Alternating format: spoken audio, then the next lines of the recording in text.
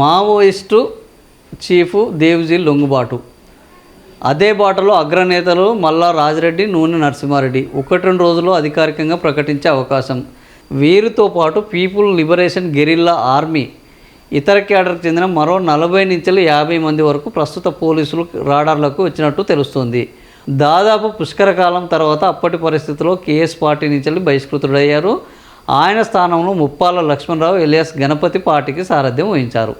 So ఇది ఓవరాల్గా ఏంది మావోయిస్టుల 80వ దశకం నుంచి పీపుల్స్ వార్ పార్టీ ప్రస్థానము.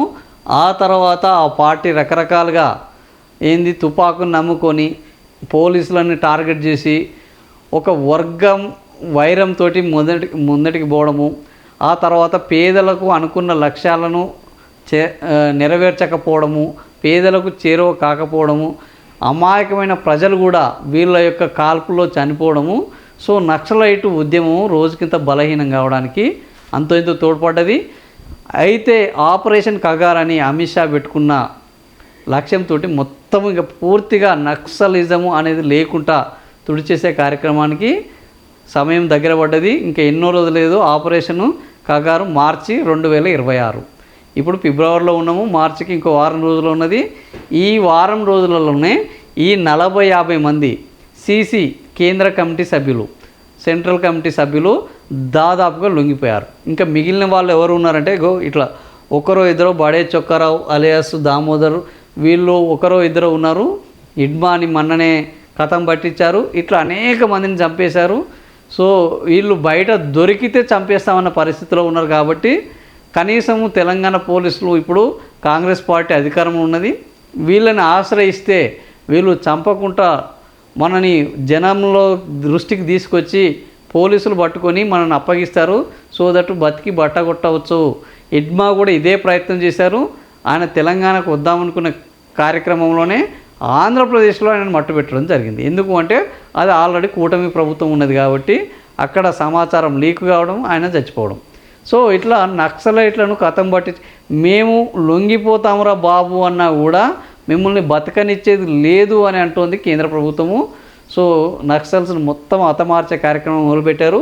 ఇప్పుడు వీళ్ళు కూడా ఆల్రెడీ లొంగిపోయినట్లు ఛత్తీస్గఢ్ ఉప ముఖ్యమంత్రి విజయ్ శర్మ ఓపెన్గా ప్రకటించారు. కాబట్టి ఇంకా దాదాపుగా వాళ్ళు లొంగుబాటు ఖరారైపోయింది. వీళ్ళతో పాటు 40-50 మంది వరకు ఇంకా లొంగిపోతున్నారు. నక్సలిజం దాదాపుగా ఇంకా ఇది ఎందుకంటే ఏదైనా కాలక్రమేణా వాళ్ళ యొక్క యుద్ధాన్ని కూడా రూపు మార్చుకోకపోతే వెనకట కత్తులతో పోరాడేవారు, ఆ తర్వాత బాణాలతో పోరాడారు, ఆ తర్వాత బాంబులతో పోరాడారు, ఇప్పుడు మిస్సైళ్ళు డ్రోన్లతో పోరాడుతున్నారు.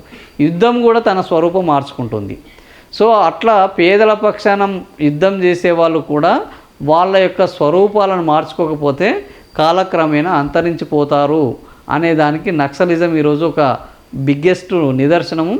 సో నక్సలైట్లు పేదల కోసం పాటుపడడం వరకు పేదలకు వాళ్ళ పట్ల సానుభూతి ఉన్నది. కానీ వాళ్ళు అనుసరిస్తున్న విధానం పట్ల జనాలకు సానుభూతి లేదు, ప్రభుత్వాలకు సానుభూతి లేదు. ఇప్పుడు ప్రజాస్వామ్యంలో ప్రజల్లోకి వచ్చి ప్రజల ద్వారా కొట్లాడితే తప్ప వాళ్ళ సమస్యలు పరిష్కారం అయ్యే పరిస్థితి లేదు. తుపాకీ రాజ్యం ఇంకా చెల్లదు. ఈ తుపాకీ రాజ్యంతో ఏ దేశము మనం ఈరోజు నక్సలైట్లు కమ్యూనిస్టులు నమ్ముకున్న తుపాకీ రాజ్యం రష్యాలో లేదు, అదేవిధంగా చైనాలో లేదు. సో తుపాకీ రాజ్యం పోయింది. ఇప్పుడు ఆలోచన రాజ్యం వచ్చింది, ఆర్టిఫిషియల్ ఇంటెలిజెన్స్ రాజ్యం వచ్చింది. సో ఈ విధానంలో పేదలకు న్యాయం చేసే పద్ధతిలో వెళ్తే తప్ప ఈరోజు బతికే పరిస్థితి లేదు. మరి వీళ్ళు వాళ్ళ యొక్క పంతాను మార్చుకుంటారా? ప్రజలకు న్యాయం చేయడం కోసము వాళ్ళకు ఏ రకంగా వెళ్తే న్యాయం జరుగుతుందనే విధానంలో వెళ్తారా లేదా చూడాలి. మరి లొంగిపోయిన నక్సలైట్లు ఏం చేస్తారనేది చూడాలి.